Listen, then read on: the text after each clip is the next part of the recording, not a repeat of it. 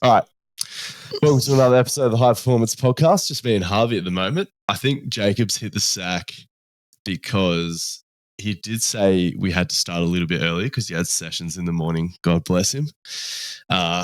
Shout out to Jacob, though, still very much in the trenches. I mean, I'm getting back into the trenches next Monday, but voluntarily, whereas Jacob still currently slightly shackled, but I was about to say still getting his first 1,000 hours. Would Jacob have done 1,000 hours worth of sessions? I'm too tired to do that math, but Harvey, going into my first prepared topic for this boys episode, have you heard the new Kanye album? No, I have not. Because I was like, that's weird. Like, I didn't get that Spotify notification. And I was like, oh, wait, there's a reason it's not on Spotify. What was the one before, though? I'm a bit out of it with Kanye. Like, where were we at? Donda? No, wait. I feel like he had something post Donda. There was the album with Ty Dolla $ign. Or was that sort of only leaked? Did that have an official release? I don't really listen to his collab albums since the Kids See Ghost shit, which I didn't realize people liked. Kanye is someone who I've not done a whole lot of and should really have probably done more of, but the bits I heard of that Kids See Ghost things blew my mind. I won't lie to you. I thought it was off the fucking chain. So I'm not sure because like there's a significant chunk of Kanye's fan base that is like just legitimately crazy and genuine, just fucking edgelords for the sake of being edgy. But a lot of Kanye fans have told me that the Kids See Ghost shit was like some of his best work, and I was quite surprised by that. I thought it was universally shit on. Nah, the bits I heard, I was like, this is the realest shit I've heard from Kanye. Like my biggest criticism of Kanye in terms of what I've generally, not that I pay enough attention to him, but my biggest criticism of him would be that like, I just hate it when he's like, trying to be cool. Like, I just feel like so often he just says something and I'm like, come on. What are we, 12? Like what? I don't know. Like, I just think for someone who's so capable, of saying something that blows my mind, he's been so much time saying stuff where I'm like, no, but that's just like the broken clocks, right? Twice a day. Like, he just says a lot of things, and you made your brain connected some dots, but it was just the same sort of drivel you've been hearing the whole time. Give yourself some credit. If you can have an album where you make ultra light beams, which is one of the most amazing pieces of music I've ever heard in my life, and then you can have there are a lot of other people contributing to that. No, he has vision, or whatever. He's got a different type of intelligence. No, you're right. He's obviously not that fucking stupid. What the? Yeah. Anyway, I just think he's one of those dudes where like, I don't even know if that's fair. I just feel like the quality control with Kanye is a bit of an issue. And like an issue for anyway, who? Like, I want to talk about the new album. I don't want it to be sorry, I didn't intend for this to be a fucking deep dive into Kanye's work because that requires hours and hours of context because he's such a fucking freak. Yeah. And if we celebrate anyway, but fucking, so I heard it just through IG. Someone posted it as a meme and stuff. And if I hadn't heard a few things about it before I actually heard it, I would have said that it was AI generated and just like not believed it was an actual track from the album. But I heard an interview or something, or a piece of content where some Dave Blunt's actually posted that he had been writing the whole album for Kanye, like multiple tracks a day. Kanye had just been coming to him and sort of explaining his feelings about a variety of topics and going ons in his life and stuff like that. And apparently Dave Blunt's was just churning out the songs. And it did sound like the melodies and the whole sound of the track is like very Dave Bluntsy. But yeah, it's just, it's wild. It's just like slur after slur after slur after slur. But you know what the worst thing is? The melodies are actually, it's, you know how Kanye alternates between just dud album and then just like some insane, just awesome shit. As far as like the actual melodies, yeah, pretty amazing. I was just a bit sad because I was like, he's never gonna like reissue this in something that can go on Spotify. And if he ever changes his feelings and decides to stop being a cunt, or like whatever. Yeah. I think his intentions are actually good. I think he's just insane. I do. Oh yeah, no, he's I don't think definitely. I don't think he's actually trying to fucking hurt anyone. But from what, and I don't even. Oh, yeah, I think. I don't know, man. How do we dig our way out of this topic? Let's talk about some fucking sport. Well, I was just gonna say bit of context. Bit of context. So yeah, the last solo album he put out was Donda in 2021, and then he had Vultures 1 and Vultures 2, which were both with Ty Dolla $ign. They were last year. Okay, but yeah, the last solo thing he put out was Donda. All right, that makes sense. Was Donda a double album? I remember thinking if this was a single album, it would have been awesome. Well, there's like Donda and Donda Deluxe. I still think Donda is like basically a double album. It might be. It's like 2 hours long, the deluxe one, which is crazy. Yeah, there you go. No, yeah, even regular Donda, I think is like maybe like pushing 80 to 90 minutes. Good Lord. Was that not when he went all gospel-y? It was sort of, you know how in The Life of Pablo, he started sort of just like taping different parts of songs together that sounded like different songs. It was a little bit in that vein. There was a lot of different themes in there. There was definitely some gospel-y shit. But there was just some parts that are just fire. I think The Life of Pablo is my favorite album. But yeah, anyway, I trained like shit this week. I think so. I added in heavy deadlifts. I mean, I trained like a cunt last week with Tim Champion. Oh, also, yeah, Tim Champion went on a road trip up and down the East Coast, and he stayed at my place for a couple of days. I mean, you would have saw that on the Instagram, but that was pretty sweet. Just lifting and surfing with Tim Champion, parkour legend. I was really appreciative for that. You know what I mean? It made me reflect. I was just like, wow, Tim's such a cool guy. Like, he feels like one of the boys. I mean, I've also connected with like absolute fucking imbeciles through Instagram accidentally as well, but it's just like one of the genuine benefits and pleasures of like actually having a following is like getting to connect with cool people like that.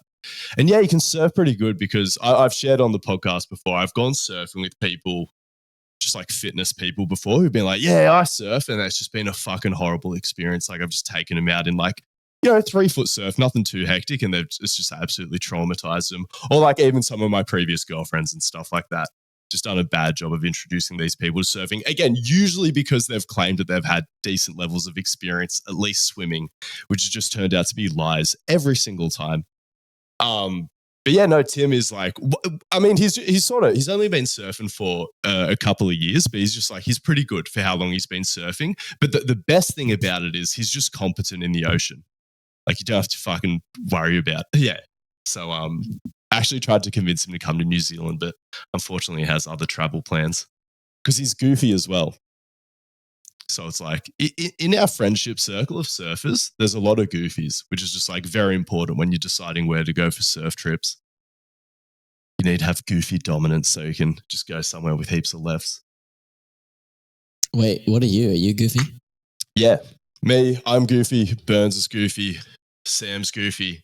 Tim Champion's goofy. And Calcino doesn't mind going right, so that works out really well. So that sort of gets us like 4 people. I'm like, we're never going to get more than 8 people on a surf trip, so we'll always have the swing of the vote, which is good. Which is ridiculous for our friendship group that there is that many goofies, but yeah, just the universe just brought us all together, which is phenomenal. But and also, so that's the other thing. On top of training like a bit of an idiot last week, reintroducing heavy deadlifts last week, and then also doing them this week. Been surfing a bunch as well, so I am just in the fucking fatigue bin at the moment. So training's just been very boring, but the good thing is my deadlift's in the best shape it's ever been going into push-pull run. Historically, the heaviest deadlift I've done going into push-pull run is like 180 kilos. I never touch anything even close to 200 kilos until the day of. Last time I managed to hit 230. And that's sort of I was sort of in like 130 kilo clean shape then. Usually if I'm in 140 kilo clean shape, which I'm sort of like verging on, I can pull 240 kilos. So, but again, with where my bench improvements have been at, as long as I can pull like at least 230 kilos, which I'm pretty confident in with the bench, I'll hit a really good push-pull run subtotal. So very excited about that because that's coming up in 16 days. Crazy. I mean, I'm definitely not going to win. I want a PB. And I want to beat a few people online as well. Oh, fuck. Am I going to beat any of the people I called out? I would have beat Adam Meekins, but he didn't accept the challenge. Will Rattel's going to absolutely pump me. Fucking Blennis is probably going to pump me as well because I was like, oh, Blennis doesn't deadlift that much. I think dots wise, it's probably still more than me. And I forgot that he's actually a bit of a fucking weapon on bench. Like, how much does Blennis weigh? Fuck. He's pretty thick, but like, I swear he's like max 71 kilos or something like that. He could even be something like 67, but I swear I've seen the cunt bench. Fuck. I know it was at least 130 kilos. It might have been 140 kilos. So yeah, anyway, that's not going to be good. And of course, he can outrun me in the mile. Tim Riley. I'm pretty sure Tim Riley said he was going to do it. I'm not going to beat Austin Jochum. Unless Austin Jochum, there's a chance that Austin Jochum is really shit at running a mile. Because here's the thing. I think there are a bunch of people that I saw commenting on my post where I called everyone out that were like, oh, how's Will Rattel going to do in this run? And like, don't get me wrong.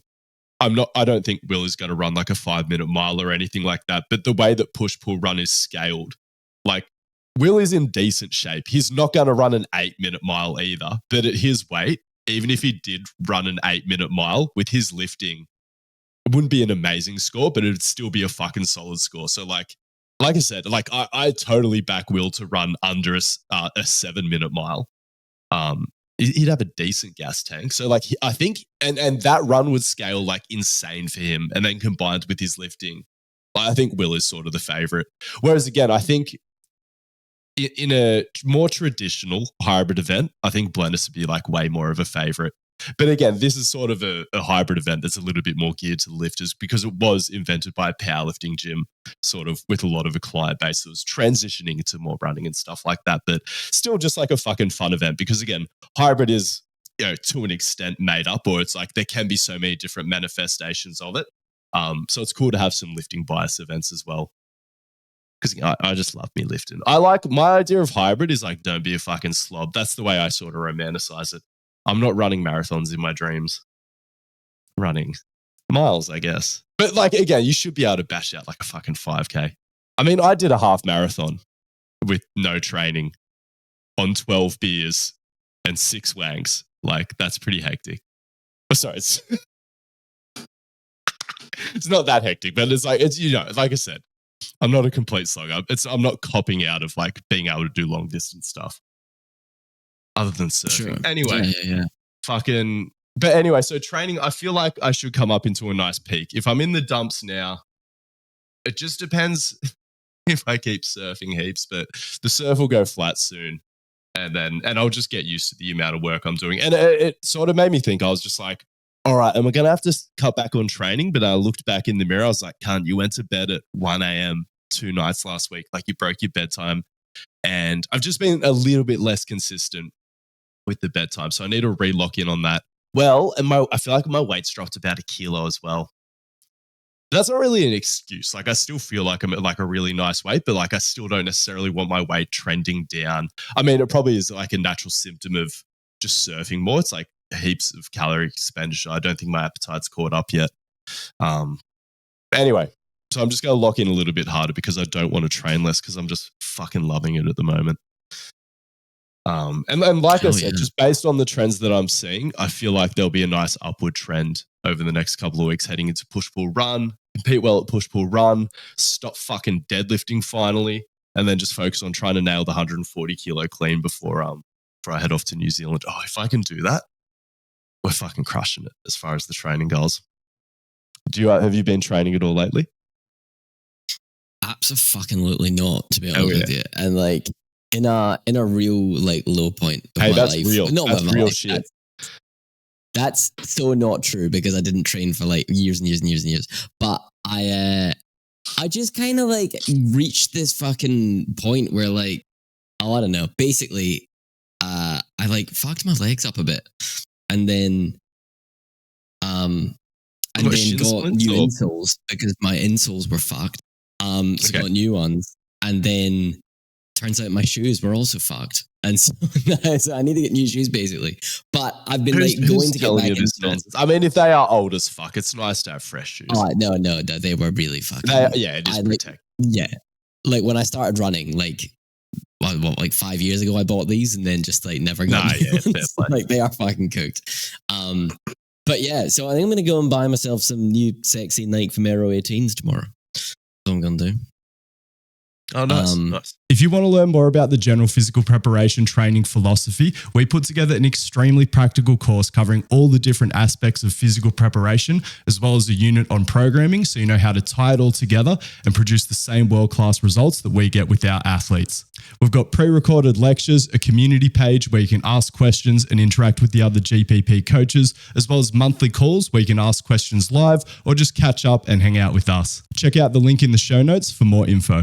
Anyway, back to the show. Yeah, but besides that, I was gonna like start because I've been like meaning to get back into doing like some exercisey boys, and then I fucking had like the worst migraine of my life this last like week and a half. Oh yeah, like fully just like I hadn't had one in ages, and like about 2 weeks ago I was like, God, I've not had a migraine in so long, and then just got like flat out the worst one I've like ever fucking had, to the point where like every time I think it's just about gone. Like I got back today right before we did this pod and was like, I don't know if I'm going to be able to fucking do this. Like, just like looking at a screen is like actually kind of painful. So I'm kind of waiting for that to fuck off and then get these shoesies and then we'll be back on the streets. Very exciting. You have to keep us updated with that. You have to get back into lifting as well. Now, come in for a fucking session with Gus. Now that I'm back in the trenches. Hell yeah. I'll turn you into a hybrid weapon. And honestly, it'll be good for you carrying amps and shit. You'd be tossing amps on stage. And lead guitarist, you need a set of pipes on you. Come on. It's 2025, Gus. Yeah, that's what I mean. It's 2025. Indie musicians can have a set of fucking pipes. That's what I'm saying. And also, there's a little bit of a nod back to like, you know, the 80s and a different era. Oh, not the average fucking, what am I saying? That's like a fucking cartoon, a jacked 80s guitarist. Like they were all fucking skinny speed addicts. Anyway, I'm starting with a morning routine as well. Another thing I've historically made a lot of fun of. That is just like my theme lately, just like fucking completely backflipping on things that I've completely chastised over the last couple of years. Mainly just morning routines and supplementing creatine and having a bedtime. I mean, not really. I still think you can make great gains sleeping like a shit cunt. It just depends what stage of life you're at. Totally. But yeah, so thinking about like my morning routine, what it mainly is not staring at my fucking phone immediately. I mean, we've been over that. Like I've been in Instagram arguments within 90 seconds of waking, and it's like, it's like, whatever. Like, it's not that bad. I can handle it. But then there was this other part of me that was like, yeah, but you know deep down that you'll function better if you're not doing that. Like, just because you can handle it doesn't mean you need to subject yourself to it. And it is ultimately a lack of self-control. Like, it's not like, it's also not productive, you know, even if I can still, it's not doing anything for the business or myself.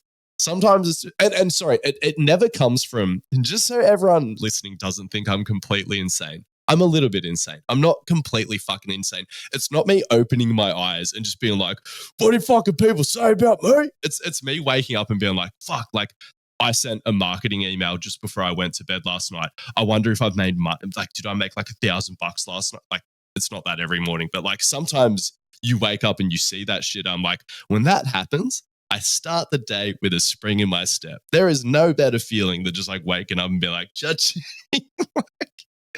But sometimes it's like, then we've got the phone open and then it's just such an easy swipe over to Instagram. And then it's like, what the fuck do you say about me, cunt? Whereas like, I could just not touch my phone for like an hour.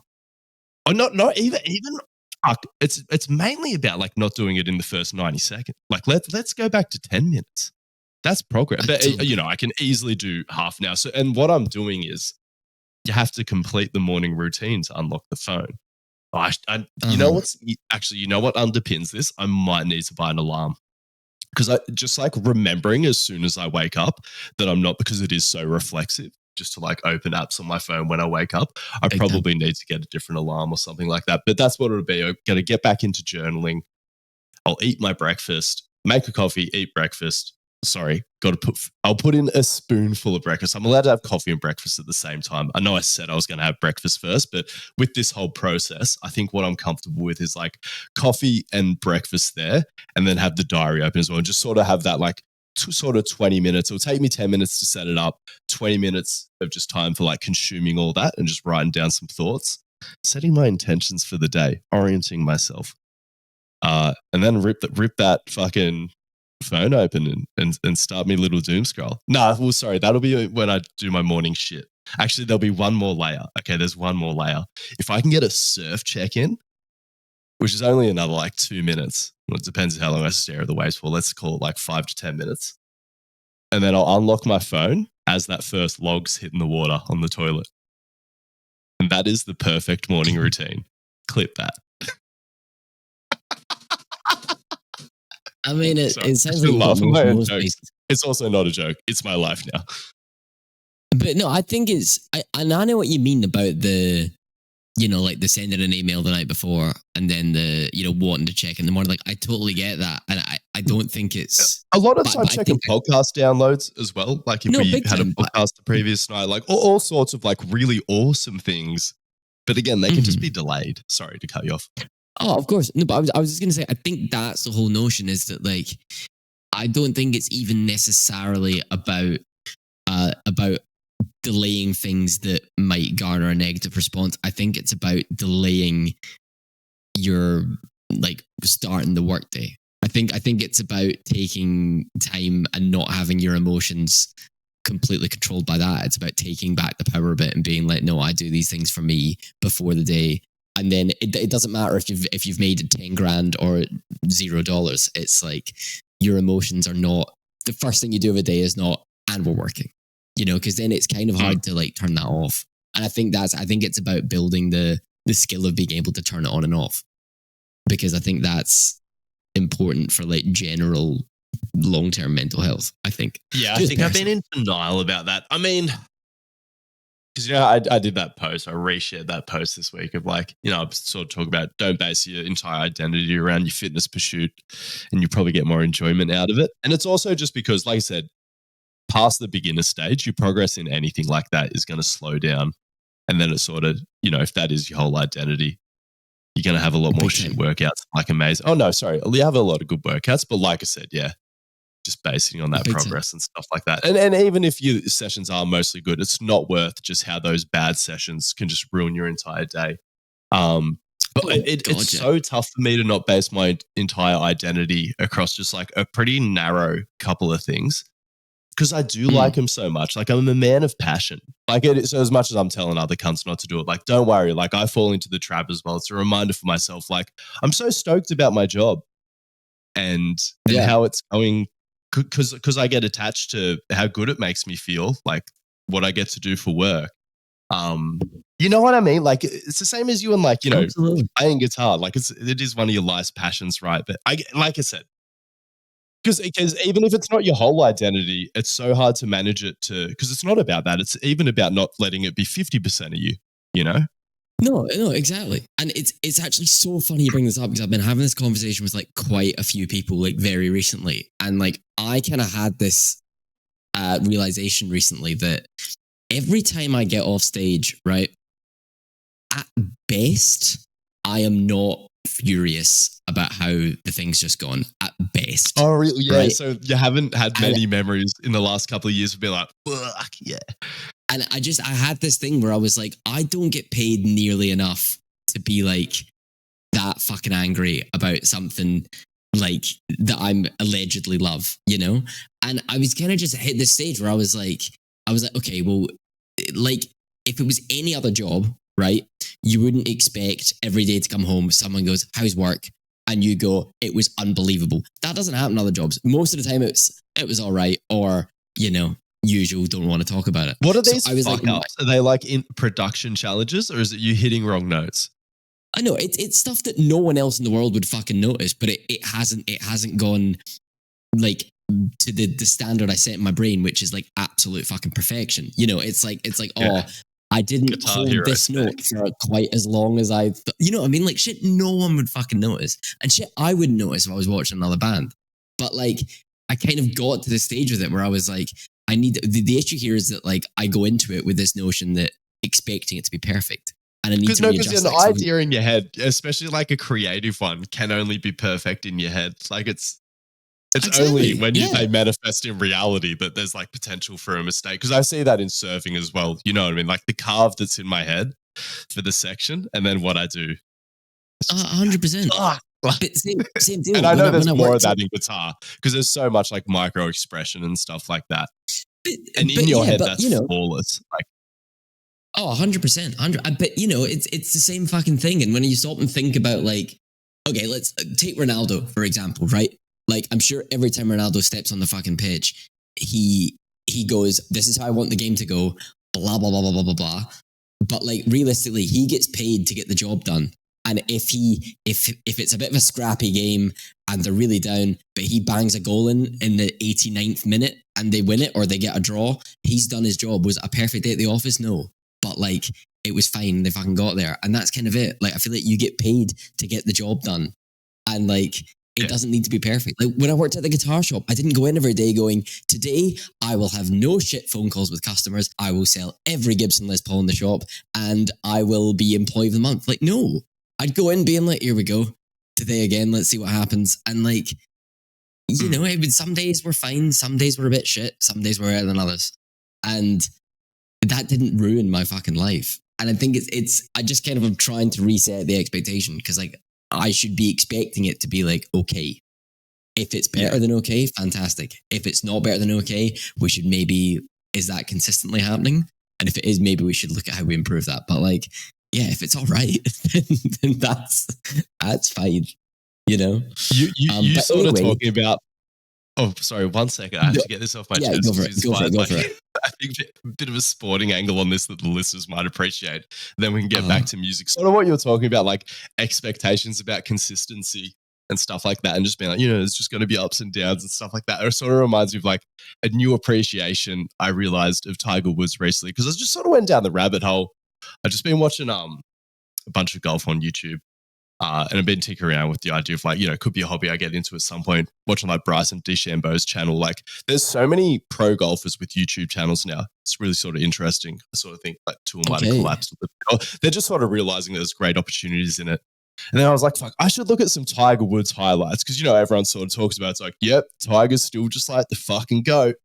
Now I was like, yeah, let me put on some Tiger highlights because, I've just been watching like Bryson DeChambeau's highlights and like Vijay Singh's highlights and just a couple of other guys. I'm like, yeah, just hitting crazy shots. And like Tiger hit some crazy shots in his career, but for how long he was like just the best golfer in the world, I thought his highlight reel was a little bit average. But again, I was like, maybe I'm just not seeing like the best highlight reel or saying like, when was the last time someone really did like an extensive Tiger highlights? Maybe there's just too many of them. All the good shots sort of been lost, but it's sort of Tiger wasn't like, he didn't necessarily hit that many like hole-in-one shots or anything like that. He was just consistent as fucking hell. And he got a little bit dirty with it. Like I didn't sort of realize that like he was like fucking he's smacking it out of the rough. He was getting in sand traps. He was sort of like going close to going out of bed, but he was like, just like the mentality, just like completely like what you were saying you were trying to be, just accepting the ups and downs. He sort of did that, but without the ups and downs. He did have downs, but he was like, he just kept the right attitude. It was like the downs didn't break. It was, it's just fucking insane. Exactly. And that's what his true highlight reel is. It's the saving shots where he was just in this fucked scenario. It wasn't him like getting a crazy chip in or anything like that. It's like just being like up shit creek with a bunch of trees and just finding the green and just be like, how the fuck did you pull that shot? And every time he's in a spot of adversity where people are like, yes, like this is where he comes undone and like hits a bogey or something, like fucking insane. Yeah. Wild shit. And it's funny because I think so much of this as well is knowing your own mindset and like almost trying to like get yourself into being able to get the job done anyway in the face of adversity or whatever. And that's kind of the other thing about me is that if something doesn't go to perfection, I go so heads down about it. And then I spiral and I feel really like the whole gig is just shit when in reality one bad thing happened and I've just been like head down ever since. But it's funny because I was watching this thing a while ago And then do you know who Declan Rice is? No. He plays centre midfield for Arsenal, right? He like went for like, Nice. they bought him for like 100 million. He's like young English dude, like really fucking good. Anyway, Gary Neville, who is like probably the best right back the league's ever seen, like played for Man United in their heyday, you know, like fucking fantastic career. He has this show called The Overlap where he interviews players and blah, blah, blah. Anyway, sports people, whatever. But I heard a few people say this. I think it was the Declan Rice one that stuck with me. But basically, the interview usually goes, you know, so how did you get into football? You know, blah, blah. And they're usually like, oh, you know, my dad took me to games, yada, yada, yada. And then Gary Neville quite often goes like, you know, does your dad still watch the games? Like, do you talk to him before? Like, does he ever have any advice for you? Blah, blah, blah. And Declan Rice basically said, he was like, my dad always keeps it really simple. And he always says like, make sure you nail your first touch, your first tackle, your first whatever. He's like, make sure you fucking nail that, and everything else is everything else. And I was like, that's actually so interesting. And like, especially when it comes to like performing, so often I'm like worrying about Start with momentum. the hardest bit of the set, which is like fucking 12 songs in or whatever. And it's like, it doesn't like worry about the first fucking note and knock it out the fucking park, and don't let yourself snowball and like try and like, you know, set yourself on the bottom of the hill before you've even started walking, you know? There is nothing worse than having a part of a set that you have genuine anxiety about, like just at some welcome point. to my life. Yeah. I do not remember that experience fondly, like just having had a few of those moments in my life. Dude, Merrick has a single coming out, I think it's next week. Shitting myself.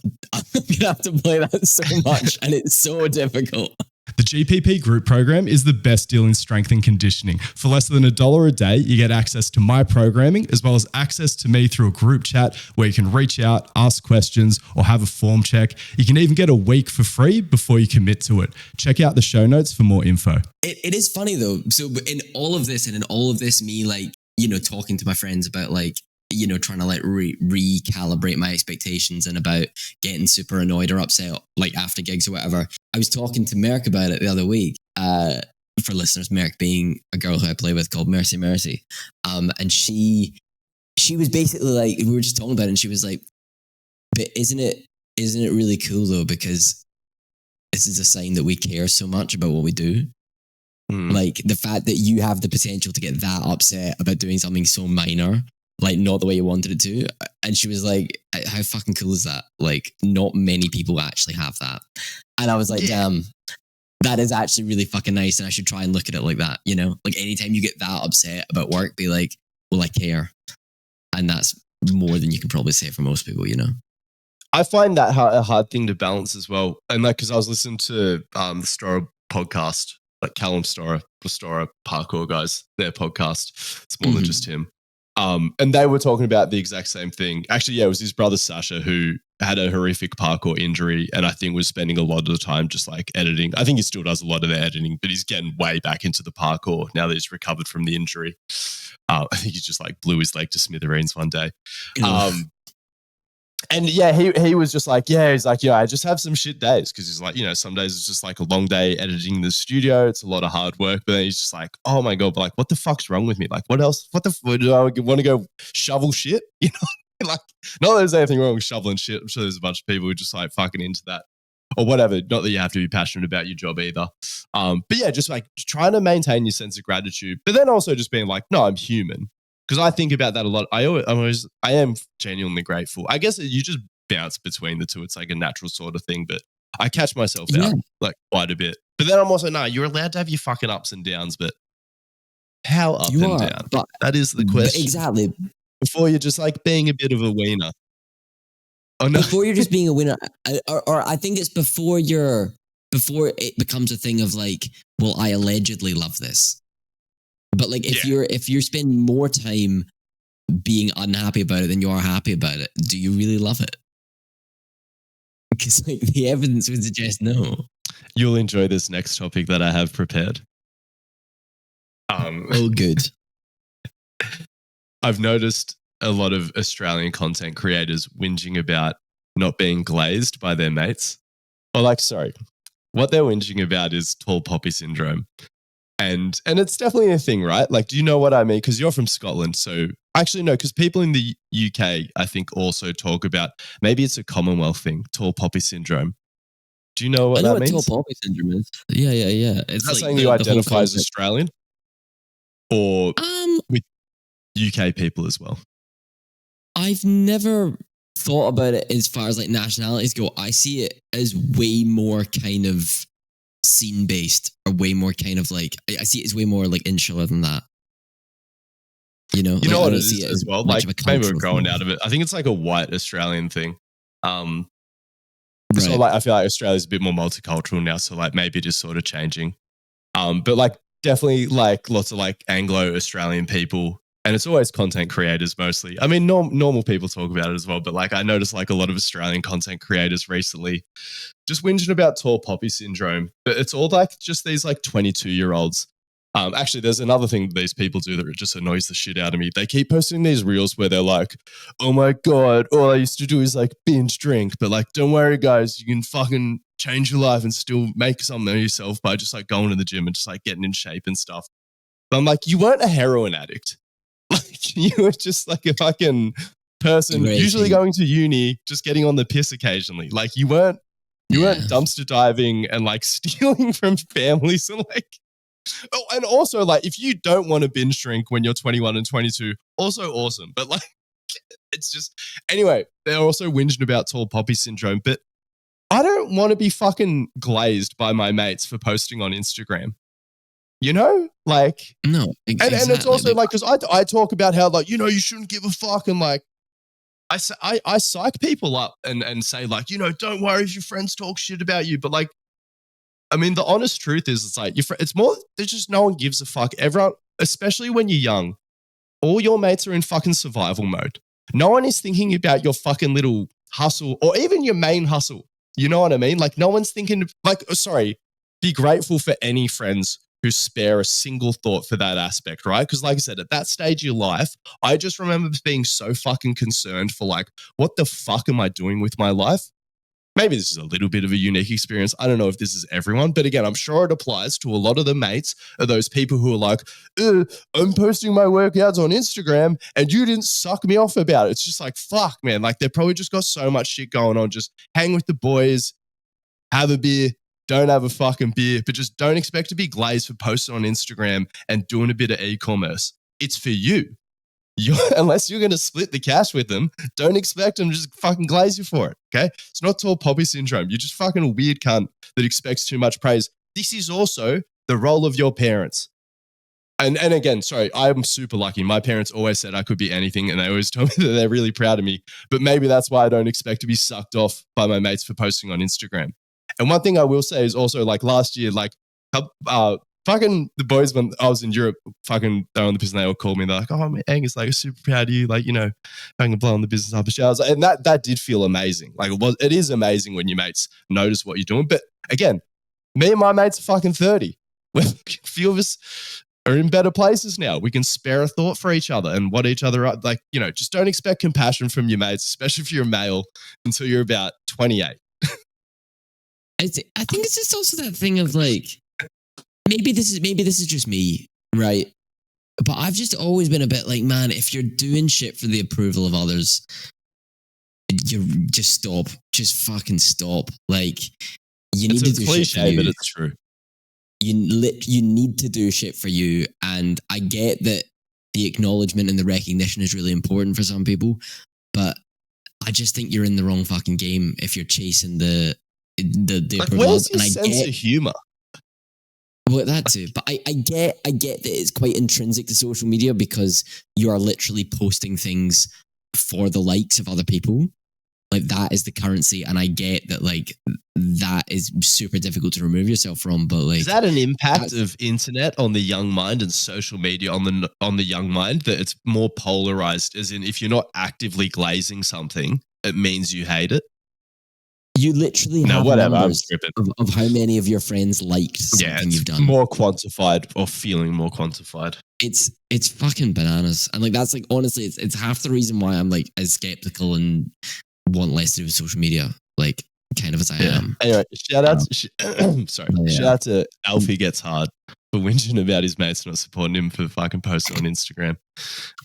Yeah. We absolutely love doing this show. And one of the most exciting things for us is watching it grow because it means we can commit more time to it, as well as have access to better guests to bring you even more quality content. One of the most impactful ways you can help us grow the show is by shouting it out, screenshotting this episode, and sharing it on your stories to let people know that you're listening. Don't underestimate how influential you can be on helping us grow this show, and we appreciate it so much. Liver King had a Netflix documentary come out about him. Not like a expose. I don't know what that word even meant, but like it didn't seem like it was sort of there to expose him. It was sort of like a puff piece.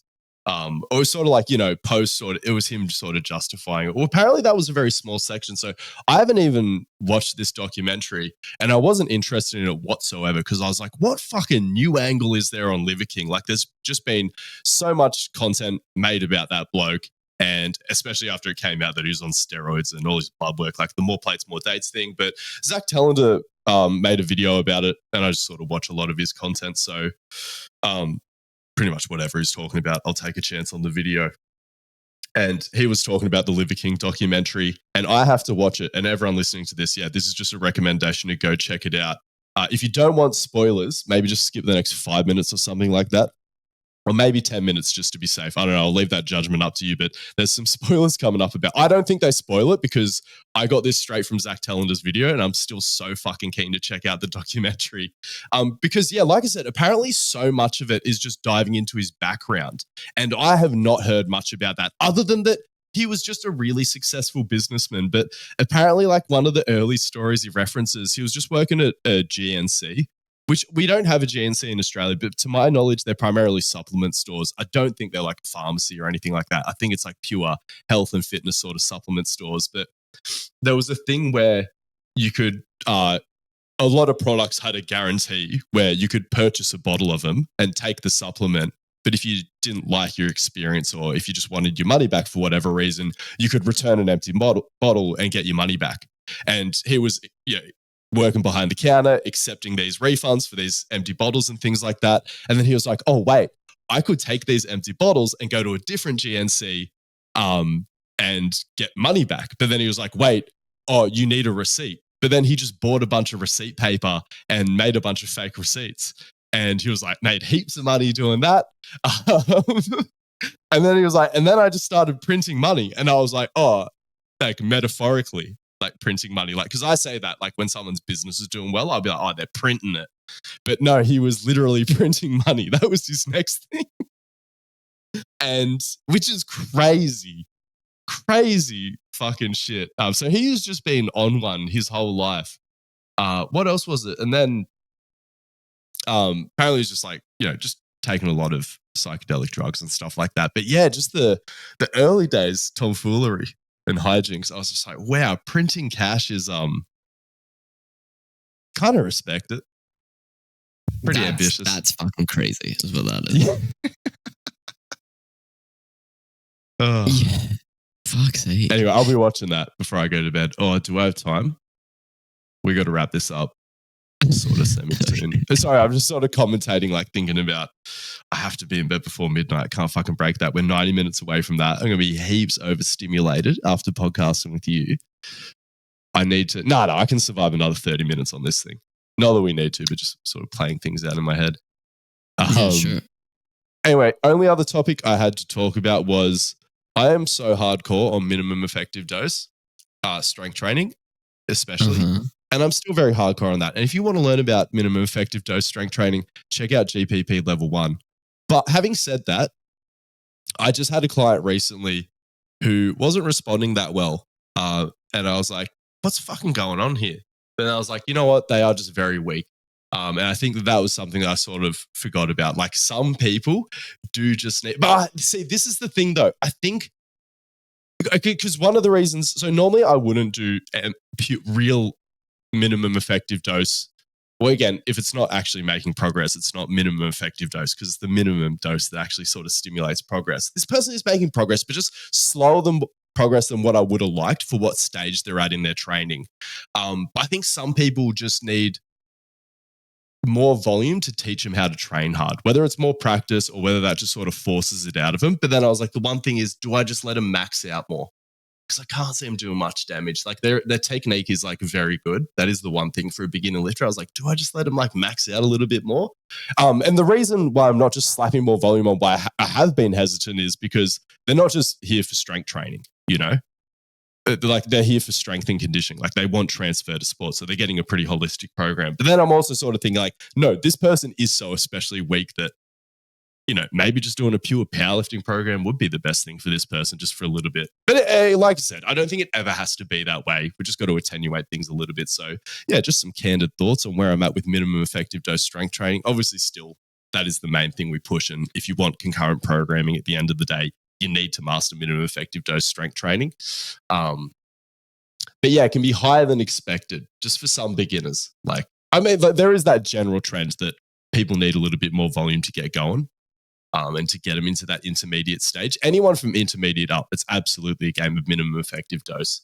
But then with beginners, I'm just like, do you just fucking smash them with as much as you can responsibly? Obviously, fuck, some people will hear that and go fucking crazy, but please be responsible. Apply some fucking common sense. Actually, yeah, if you're worried about what that statement means, even more reason to check out GPP Level 1, just so this thing doesn't turn into a full-blown fucking ad. One thing I just want to say, stop messaging me. Actually, sorry, that sounded way too angry because these are nice messages. There's been a bunch of people asking me when the next round of the mentorship is coming. The mentorship is extinct. We now have a much tighter curriculum that is pre-recorded through GPP Level 1. And what that means is I can give you more contact. Like everyone in GPP Level 1 gets so much more access to me, not only just on a week-to-week basis, but it's like it's one payment and you're in for life. And you have access to me the whole time. Multiple video calls per week, instantly, or not instantly through the Discord, but it's just like, you know, I'll get back to you within the same day. And the conversations are happening like, you know, every couple of hours in there, which is like all the coaches in the GPP Level 1 community. All the things you wanted from the mentorship, there's more of them in GPP Level 1. And it's literally half the price. And it doesn't just end in 8 weeks. Like I said, you got access to me till I fucking roll over and die or quit the industry for whatever reason. So yeah, come get inside, and there will be a level 2 and there will be more content being released, but it is just GPP Level 1 is a comprehensive overview of our whole fucking training model. Just like right, good strength and conditioning, concurrent programs, every fucking physical quality. And like I said, just because that's all pre-recorded, like I said, it's just a much tighter curriculum. There's no fucking fluff. Like all these other courses are like, 20 hours of pre-recorded content, fucking 3 hours on periodization. Like I did like one of the best lectures on programming and periodization that anyone on planet Earth has ever fucking done. And it's like 45 minutes and it's fucking like, it's probably, yeah, I really rate it if I'm honest. Anyway, that's enough about that. So yeah, there's no more mentorship, but like I said, GPP Level 1 is everything you want and more. And you can learn about minimum effective dose strength training and every other physical quality. There's been a bunch of UFC announcements. Fucking. Oh, yeah, that happened. Yeah. Let's quickly cover that. Well, let's just talk about the fights that have been announced. So there was a lot pending on the card that happened over the weekend, whether JDM or Bilal won dictated a lot of options at 170 and 155, what those next title fights will be. And also we have International Fight Week coming up in about 8 weeks. And I mean, it is just summer in the US and usually the cards are a little bit more packed. So we've got some huge fights announced, which was Ilia Topuria versus Charles Oliveira for the lightweight belt, which Islam Makhachev has vacated. So he is technically not fighting for double champ status or simultaneous double champ status, but he'll still get the same acknowledgement that everyone else did if he won. But it seems like his manager says he won't be going back down because I think a lot of people were wondering that, like, and if he held on to the 155 belt, that would have signaled at least an intention to the public to go back down and potentially like a higher likelihood of then fighting Topuria later. But yeah, seems like he's vacated, moving up to 170, and he'll be fighting JDM. Actually, sorry, that hasn't been announced yet. But again, everyone's publicly sort of talking about that fight. There is just a little bit of debate about where that could be. The last fight that got announced was Khamzat Chimaev and Dricus du Plessis, which that is the one that I'm actually most excited about now, if I'm honest. No, big time, big time. The thing with Islam is I actually think it's like the smarter thing to say you're not going to go back down, because then say Tapuria wins and they have this whole notion about like triple champ, or not triple champ, sorry, but if they have this whole notion about like, like making Islam fight him or wanting Islam to fight him. I then think if you say you're not coming down, it gives you more bargaining power, in as much as you can be like, well, I never wanted to come back down. You're going to have to pay me big money to get me go back down. Almost like in boxing, where boxers retire all the time because you then need to give them more money to come out of retirement. Do you know what I mean? If you retire from that division, you kind of need more to go back there. So I think it's a smart move on Islam's part. And I completely get why he didn't want to fight another 145er, because not only did he have the two Volk ones, but like even Moicano and Poirier both used to be 145ers, even though they are completely legitimate and they've been in 155 for ages. It's like you can just see a lot of revisionist history with people who weren't fans in that time, sort of looking back at Islam's career on paper and just being like, oh, he fought so many undersized guys, when it's completely not the case. So yeah, I think I totally understand why Islam was just like, nah, man, like fuck the Tapuria fight. Also, because it is the hardest one. I don't know. Because now, after thinking about it a little bit more, like I think the JDM fight is going to be like really fucking interesting. But like, it's definitely not an easy fight with Ilya, and I don't know long term if it gets him it gets him infinite respect like right now. But as far as how people feel about it in 5 years, I don't think it ages as well. Absolutely, and I think if we look at it right, like Islam has said before that he like kind of sees his career in like the same light to like Khabib. Like he doesn't see himself being like doing He's like not going to fight out like Anderson Silva. Yeah. So realistically, if he holds off to go up, I don't see it working that well. Where it's like say you hang about a lightweight, you fight Gaethje, you fight Ilya, you fight Arman, clear out the division and then move up, right? Like even that, you're talking 4 more fights then. And if he does that, then it's like, what, you just get up there and quit. Whereas like if he tries to go up, say he tries to go up and loses to JDM and he's like, oh, this whole welterweight thing ain't for me. Or say he loses way more acceptable. Say he loses 2 on the bounce and then he goes back down and fights Ilya for the belt back and then fights Gaethje. And he can still be the GOAT of a division. Because like that's 100%. The thing. It's like if he goes up, the welterweight campaign is to make a case for GOAT of MMA. But that's it. Yeah. Worst case scenario, say he gets licked even a couple of times, like you said, at welterweight. He's like, all right, I go back down. And if I win, I think he could already make the case for 155 GOAT. I don't actually know where that conversation's at off the top of my head, but you would assume going back down and recapturing it. I think obviously, like who the fuck knows? Because realistically, wait, where are you at with the JDM Makhachev fight? What's your early feeling towards that? I think it's going to be super interesting. Super interesting. Yeah. I think initially I was just like, oh, I don't know if JDM has that good of a shot. But then after thinking about it a little bit more, like I'm really keen on JDM. And it's also not fully just seeing JDM's performance and sort of rethinking that over last weekend. But I don't see the size in Islam. I've never seen a shot of Islam where I've been like, this guy's fucking huge. Like I've seen him manhandle people. I've seen all his fights.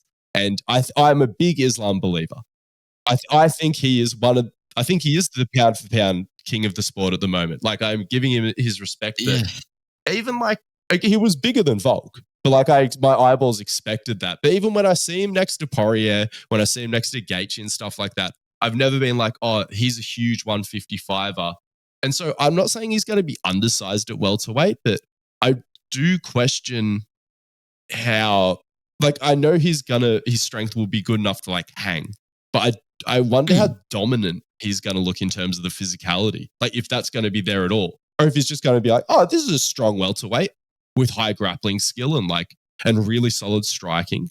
Whereas 155, I'm like, I would bet on him to, at least with all known 155s, to be definitely the more physical fighter, definitely the more skilled grappler, and at least like as good a hands as a lot of them. Yeah, and kicks. I think we actually touched on this in the last pod, but I think Islam is You think bigger. he's huge based on your reaction? I think he's bigger than what you're giving him credit for, and I say that based What's off. his raw height? Sorry, raw height. What's his height? Because I was going to say what's his just height and then walk around weight. But then people always talk mad shit about walk around weight. It means nothing because you never know how fat they are. He's like 5'10". He's 1.78 meters. So he's 5'10". Which is not short for a welterweight. It's sort of normal size. Or maybe the average size welterweight is like more 5'11" or 6. And JDM's 5'11", I believe. And JDM looked bigger than Bilal. Yeah. See, I just don't know. I think this whole thing is really interesting because the Craig Jones factor has me absolutely jerking it as well. I am like salivating at the impact of that. I think it's also important to remember that, there was that whole thing, and we won't get into whether it did or whether it didn't happen, but there was that whole thing around the Volk fight about Islam using the IVs, right? He obviously has problems getting down to that weight. Like, he's never missed it, to my knowledge, but he's obviously, it's tricky getting there. So do you know they have less hours? Oh no, sorry, not for that. That's for rehydration. Yeah, and that's it. I know he's not small for a while. I mean, Poirier and that, they're not breezing to 155. Anyway, whatever. I'll go look at side-by-side pics of Islam and a bunch of fighters tonight just to recalibrate my eyes and be like, okay, is my memory accurate? This is all just off the dome. But yeah, like I said, even just throughout his career, I've seen the strength. But again, I just wonder size-wise what it is going to look like. I can't fucking wait. Again, I think his striking is really underrated, but obviously JDM's striking is absolutely phenomenal. I think JDM's grappling, I think there's going to be a lot of people saying that he's sort of really leveled it up recently. And it's like, I think they're exaggerating that because I just think it's been better than people thought the whole time. Like, I think it has been there. He just wasn't like fully pulling it off. Like, and I think it just leveled up just like another 10%. Whereas people are acting like it's just sort of come out of nowhere. He was doing so much. And sorry, you know what it was? He was being very ambitious with his grappling game in his earlier fights. And sometimes it was payoff. Just like engaging in a lot of high risk maneuvers. But I kind of liked what I saw, like, to be honest. And I think Craig Jones has just helped him take it just to that fucking sweet spot. And I think he might have some fucking surprises for you. Like Craig Jones, I'm a big believer in his teaching and understanding of MMA grappling, especially the cage grappling, which basically is like, I would say, one of the most influential parts of grappling in MMA, like especially in this era of MMA, let alone the sport, let alone just like the grappling sort of side of things. I think Craig Jones understands it better than anyone. I also saw a clip recently of Craig Jones tying Mateus Gamrot in fucking knots. Like, and it was in the training room, like whatever, it was just training, but I was just like, fuck me, like, making him look like a goose, like a right goose. Sure. Yeah. Who would you say is better at wrestling / grappling, right? Islam or Bilal? Islam. Okay. Which exactly? Which is why it's so interesting to me because... Oh, actually... Like, yeah, okay, but how much better? For MMA well, that's what I was going to say, because I think, because I'm with you, right? And I'm with you to the point where I think Islam... Do you want me to give you the pessimist view? Almost untouchable. Do you want me to give you the pessimistic view of it? Because sure. So this is the pessimist in me looking at JDM and just being like honest about how it could go bad. With him being ambitious and Islam being way more of a finisher, even if his physicality lets him down and it's much harder for him to get JDM down, then I'd say I'm right about that. With how ambitious JDM might be at like how he tries to get back to his feet, that could lead him to being exposed. Having said that, what I'm hoping is that this is a key area of focus. And I'm assuming that Craig Jones is like all over this in terms of preparing him, because with Bilal, there is essentially no submission threat. So I say, even being pessimistic about this and thinking about it logically, I'm already feeling much better about this because I just feel like what it is essentially is like a lot of people have identified that JDM will go to all fours when he's trying to make his way back to his feet. And that is just like back take, dance choke city for a guy like Islam. Like that is like bread and butter working to a finish for him. But like I said, I feel like so many of the other ingredients that they were layering in for Bilal help him for all of the things up until that point. They just need to, again, keep all that stuff up and keep refining that, but then also just add in this detail. And I think, like, sorry, this was meant to be the pessimist thing, but my patriotism is just too much, too strong. I think JDM might pitch a shutout in terms of the grappling. Shit. I just think what I was trying to get at before was that, like, I think Islam basically beats anyone, basically. And I say that meaning within his weight class, I think he beats anyone. Because honestly, when I say Islam is the better grappler, I reckon that's all coming from skill. I reckon like in terms of like physicality, which I know is like impossible to measure because it's not quite strength, and a lot of the strength comes from the technique and how you apply it. But I reckon it is just that. It's like we're looking at, just like someone with the physicality of Bilal, because I think he has a fair amount of that, honestly, but just with a bit less skill, I'm like, I reckon he might be sweet with that. Like I said, he's just got to watch out for a couple of finishes. I don't think his ability, it's just in those initial scrambles. I think it'll be I think it'll be a really interesting fight. All I'm saying is that, like, I think generally speaking, Islam all the way, but I think the weight class thing evens the playing field out a lot. Did you think it was super wholesome when JDM was like, I'm gonna get him back for Volk? I was like, no. Yeah. Kind of made me smile. No, it was fucking great. It was fucking great. And that's the thing, I'm actually super G'd for it. I don't know what's gonna happen, and that's the first time I've said that about an Islam fight in forever. And that's kind of what I'm trying to say here is, like, I think the playing field is way more leveled now. And I think that's crazy exciting. Crazy exciting. Let's go to... Sorry, no. Are you talking Ilya? Yeah. Yeah, because Zuckerberg fed me a little video in my feed today of the last time Ilya fought at lightweight. And I'd never seen it before, but like, he got fucking rocked.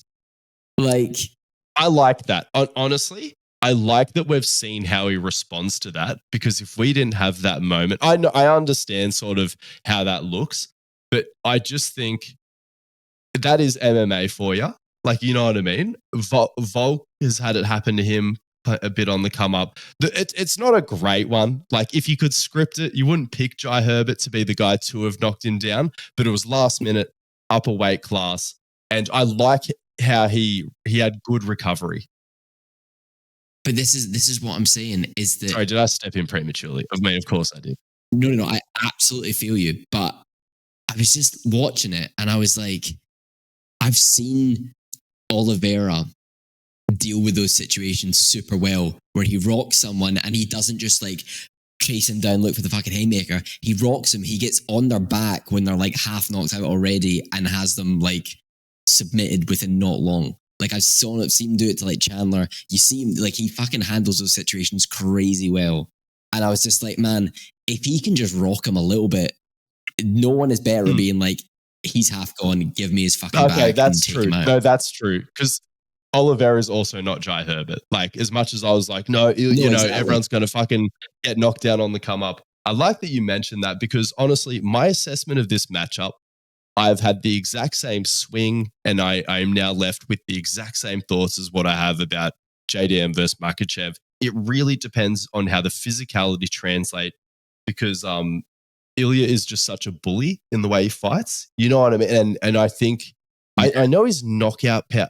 See, I do see it more for Ilya, but like I said, I still just sort of have that question: like, is it going to translate up? We won't know really until we see it. I'm leaning towards yes. But if it doesn't, we won't know. If he can't put Charles Oliveira on the back, and so, okay, one other thing, Charles Oliveira isn't going to go on the back foot. And it could also lead to him getting knocked out in the first 10 seconds. Like, but it's also It's the such a coin attitude flip. you need. I just don't Yeah, fucking know. yeah. Yeah. That's Yeah. what I mean. I don't think he's gonna fear Ilya for a fucking No, second. no. like- He believes. This fight, do you know what? Like, it might be done in the first round, and I Yeah. don't know who wins. And that's you know? the greatest shame about that fight is if it doesn't. If I could get a fight to go to, no, you need for it to be perfect. You do need to finish at some point, but like, please, if I could somehow guarantee 3 rounds of it, you know, it's going to be fire the whole time because of who it's against. Like, it's a fire matchup. But yeah, I reckon the great shame of that fight is that it's going to be the best 30 seconds of our MMA lives. Well, but like, and again, that's what I mean. This is all assuming that Charles makes weight, like, because he fucking might not. Nah, it's happening anyway. Like, Ilya's not gonna. If Oliveira misses weight in a way that's like good for his fight night performance, I kind of respect that. I mean, Just doing him dirty. It's like, oh, you want to come up a weight class? Let me miss weight. Yeah, that's just going to be fucking bonkers. I mean, and as will this one, arguably the one that I'm most G'd up about because I have the least emotional investment. Actually, no, I can't say that because DDP has won me over, that absolute buffoon. But I reckon he's going to be the first cunt to try to take Khamzat down just from the opening bell. I reckon he's just going to be like, no, like you. Like, because, and I think MMA Guru was saying this, and he hit the nail on the fucking head. He's just like, you're going down. Don't run away from it. And your only opportunity to like do something is to try to take him down. And even if it goes down, like it's a mindset thing. It's just like, yes, I know what we're here for. Like, we're here to swim. Let's get wet. You know, because I think, yes, there is this thing of like, you can just be like, no, I'm going to fucking knock him out. No, I'm going to be the guy to keep it on his feet. But it's just like, you've seen a lot of guys going with that mindset. And yeah, I think a lot of fighters, like, you have to believe you're that guy. But I also think DDP is the kind of crazy cunt to just be like, yes, I can fully buy into a plan like that. Because, you know, I mean, I don't know for sure. You know, like, no sane man is coaching DDP to finish in the first round. That fight is the journey to round 2 for DDP. If he gets to round 2, my assumptions is that there is this insane, like, it is a shutout from there. But the first round is like, again, first best 5 minutes of your life type shit, or like potentially worst 5 minutes of DDP's life. But if anyone can chad their way through it, it's him. Well, this is what I was thinking about it, right? How much of a game plan do you think DDP goes into fights with? Varying levels. I think he has a quite intelligent team. Yes, sorry. No, to answer your question exactly, I think they go in with a lot of game planning, and I think his application and ability to stick to that varies. Right. See, because I was thinking about it, I kind of think what makes DDP such a threat is his lack of like you know Izzy was saying. Have you seen that interview with Izzy? And he was basically saying that like there was a point where they were just like every time he felt like the momentum of the fight was turning, he'd just fucking punch him to like just throw some bullshit. Yeah. I think that is probably. I think your biggest asset against Khamzat is probably not fearing him because everyone just plays his game. Yes. Everyone goes in and it's like, that's what I mean. But I think DDP naturally might just be the perfect antidote to that because I don't think DDP plays anyone's game. I think you just never fucking know what DDP is going to do next. And I think maybe the biggest strength here from his camp is to be like, you know what, you do what you want to do. Almost. No. Yeah, like you have to get to round 2 and also put it on the cunt. Shoot on him. Fucking shoot on him. You have to get any moment in the first round you can get. Any moment. Not even a fucking 10-second thing. I'm saying if you can get any moment of dominance in round 1, that is like gold. And like I said, even if you survive it by the skin of your teeth, I think that's all he needs to do. But also, I do think that there's a chance that DDP could have just like the this is potentially the fight that defines his career. Like, it could be. You know, when we look back, if he loses, people are like, well, it was the easy fight, or fucking, who knows, maybe it was just him getting the belt against Strickland. Actually, honestly, it'll be the Whittaker fight when all of a sudden people were like, holy shit, like, he is actually good. But if he just goes in and brutalizes Khamzat, that'll be the apex of it. Oh no, of course. But I guess all I'm trying to say is, like, I wonder if there's a case for, like, Khamzat's doing his Khamzat thing, but he's never had someone do what DDP does to him while he's trying to do his Khamzat thing, and all of a sudden he's kind of backed up because he's like, oh, I've never had that response before. Oh, also, you know, like, what else DDP does well? The same way that he needs to not fear the water in terms of, like, all right, it's going aground, let's get wet. In a certain way, he already embraces aspects of this mentality with the whole, like, I think DDP doesn't have a bad gas tank. He's just not afraid of gassing. Because again, a lot of people where they're like, oh, I think people overestimate the gas tank of fighters who supposedly have good cardio. Like, there are different levels of gas tank in every fighter, but some fighters are just phenomenal at gas tank management. And there's some fighters who I think get accused of having a bad gas tank, whereas it's like, no, they just fight like fucking maniacs. It's like, it'd be impossible to keep up the pace. And I think DDP is one of those guys. He's like, I'm going to gas, but it's like, there's a lot to give. And it's like, by the time I gas, you're going to be fucked as well if you survive this. And then we're in it together and we're both fucked. And I'm used to fighting fucked. I think he likes it. Like, oh no, absolutely. And that's kind of what I mean. I don't know if I see a world where, I guess what I mean is, like, I think DDP might be one of the first people where Khamzat fights him and it's just like, what, you're just still okay with this? Like, like, with possible, like, I get that Gilbert stayed with him till the end, but like, it doesn't happen much. DDP's physicality, I think it's over Gilbert Burns is like, it's the exact difference needed. Yeah, because Gilbert Burns had 100%. The right attitude. Gilbert Burns, like, beat down on the mouthpiece and fucking threw with him at the same time. He didn't take him down like I would have liked, but again, I don't know if he would have had the physicality to do it. Like, I don't know if it would have made a difference for him. But with DDP, again, similar mindset. Like, he's willing to bite down the mouthpiece and fucking, like, go into deep water. But yeah, I just think that fucking, he's a big boy. And honestly, if Khamzat manhandles DDP, that's fucking crazy. So, and good on him for that. Big time. I think that is actually, that's actually not a bad point either. Like, have you seen? Yeah, I mean, probably the person who's done the best against him physically was fucking Darren Till, of all people.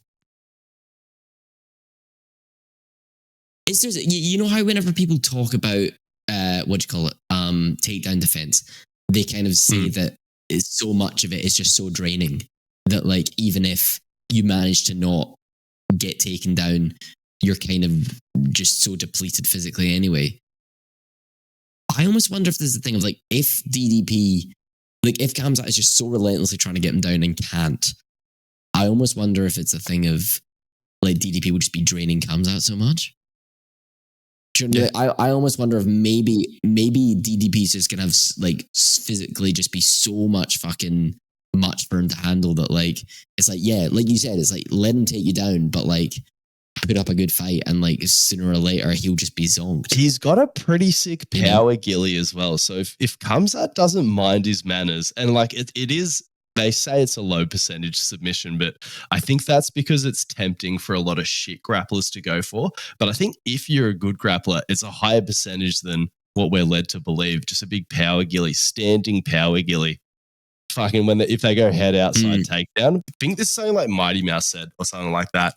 Dagestani's shooting head outside takedowns. Do you sort of see, when you visualize that, how that makes you susceptible to getting guillotined? Whereas if you shoot head inside, you smush your face into them, but obviously, like, less chance of the sub. So one of the benefits of the head outside is, like, baiting the submission a little bit. It's like, yeah, jump gilly, you fucking idiot. Like, I'll work my way out of that. Like, I'll just land in a sweet position, like, not in full guard. Even if I do land in full guard, might just be able to, like, brute force my way out of it, sort of thing. Whereas I think DDP is the kind of cunt who can really punish a head outside takedown. I'm stereotyping here as well, because I'm pretty sure Khamzat learnt to wrestle in Switzerland.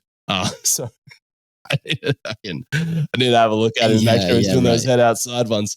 But I think he nods to the Caucasus Mountains and potentially to the Middle East. And I bet Middle Eastern guys love a head outside takedown.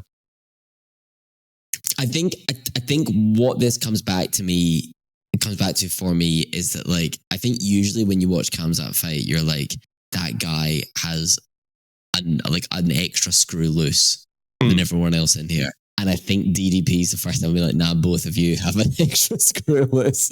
I just want to know what DDP is going to say to him. Well, that too. Because he always has something funny to say about all of his last opponents. He's been on fire. Like, I mean, that's a big part of where he won me over as well. Just genuinely funny shit.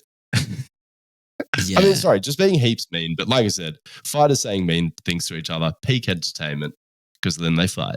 Well, let's go to bed, boys. I mean, if you're listening to this in the morning, I hope you have a productive day. But me and Harvey are going to hit the sack. Not together.